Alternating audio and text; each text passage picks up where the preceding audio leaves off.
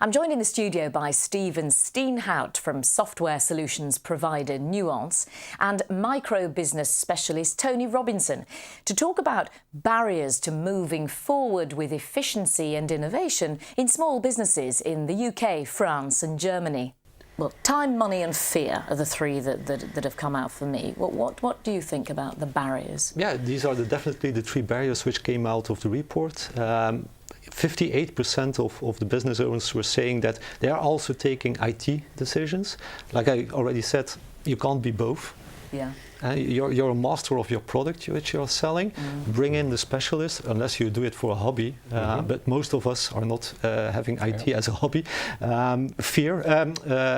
Time. People don't have the time to look for improvements. They are so focused on driving their day-to-day operations and money. There's always that hesitance to invest in something which in the end you never know if it will drive return. But that's a pity, because the solutions are out there and they prove their return on investment. So, I mean, I certainly pick on rather than the money is a problem, and it's reflected in the report. But that time poor, most people totally underestimate how time poor micro business owners are. They're incredibly time poor, so much so that the government, for example, can't give £1,500 worth of free advice to people because they don't want to give up the time in listening to the advisor. And that's so it's not just fear, it's also that they have very, very little time. So I think they've got to actually prioritise actually networking, talking to other business owners, putting in some time to talk to customers, etc. Because, they have to innovate constantly in order to survive. And the only way that they're actually going to feel trusted with any solution, doesn't matter what it is if they're talking to somebody who is a user that is able to recommend it. So put some time in the diary to go one day a year to a business show where all that technology is available, and then talk to other business owners that use it and don't use it. You know, social media is fantastic. I think we're in a visual age now, so I think the more that manufacturers and providers of software can do visually to actually show how it works, so that they can actually see in 1 minute on the smartphone what it could do for them and how to use it. It's all this immediacy that's really important. And in fact, we can just now segue straight on to a question that's come in from itdonut.co.uk.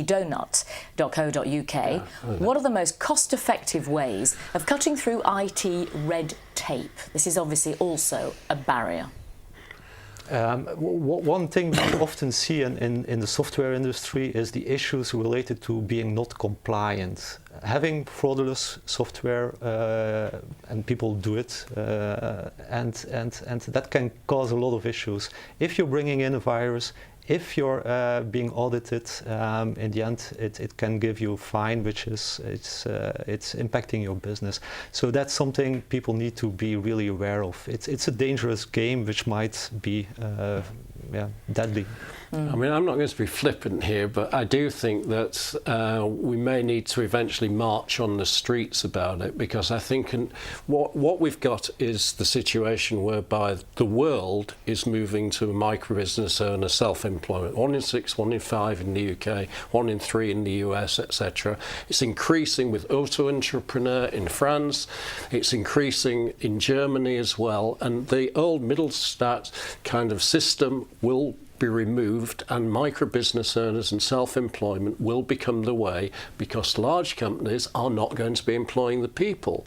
So therefore they have to move from regulation and all this IT red tape that's killing businesses, absolutely killing businesses across Europe, to the point where there's individual responsibility, so people can earn a living out of their own business. Yeah, too much regulation is too much. Good. There is too much red tape and regulation, and the cost of compliance is very high.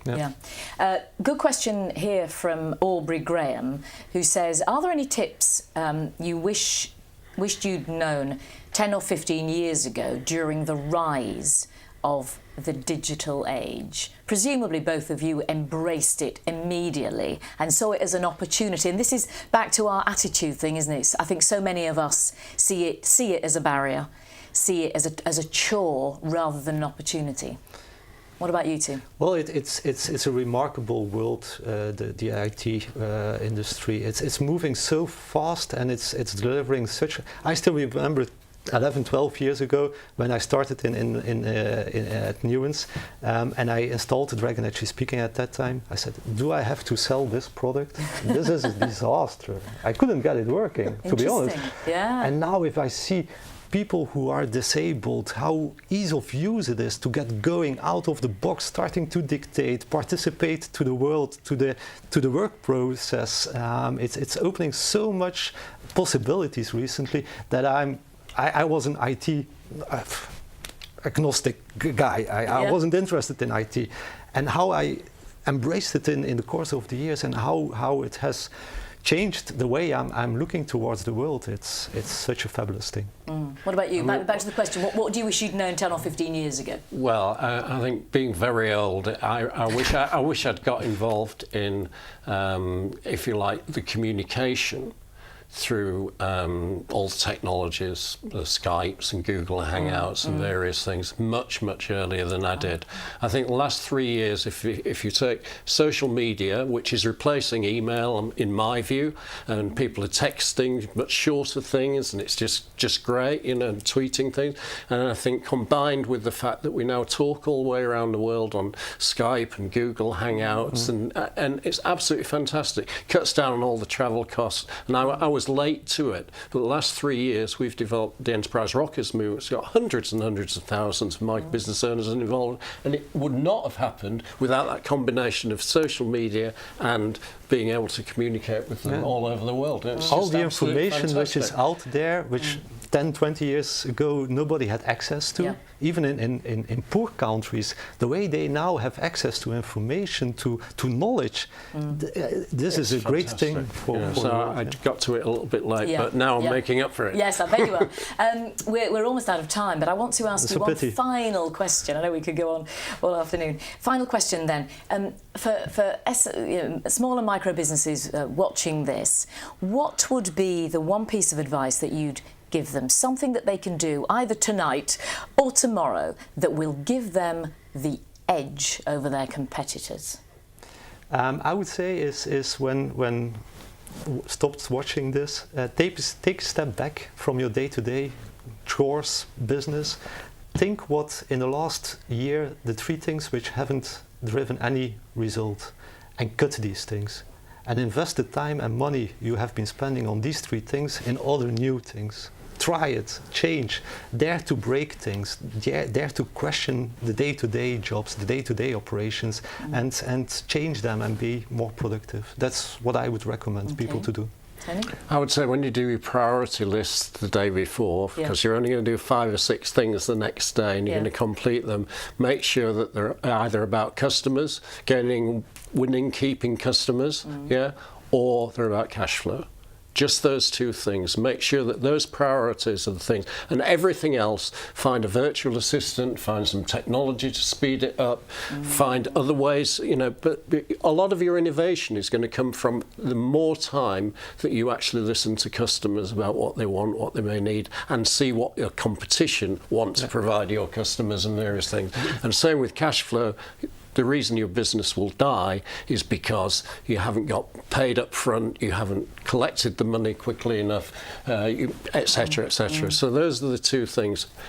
Make sure that all the rest of it can be given to that bookkeeper, it can be given to somebody else. Yeah, but make sure that your priorities are either about customers or cash flow. Excellent. And buy a fantastic hat. Thank you very much. Appreciate it. Thank you. Thank you for watching. Goodbye.